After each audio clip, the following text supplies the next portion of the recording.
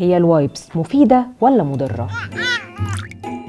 أنا سلمى حسين مامة رشيد، وهكون معاكي من واقع تجربتي الشخصية كأم في عرفتي تربي. منتج الوايبس أو المناديل المبللة اتفقت واختلفت عليه الآراء. الرأي المعارض بيقول إنها ممكن تسبب تسلخات وحساسية لجلد البيبي، وده حقيقي. والرأي المؤيد بيقول إنها بتنقذ أثناء عملية التغيير للبيبي لما بتكون الدنيا بايظة خالص، وبتكون فكرة إن احنا نحط البيبي على الحوض في الوقت ده ساعتها علشان خاطر نشطفه صعبة شويتين، وده برضه حقيقي. أمال نعمل إيه يعني؟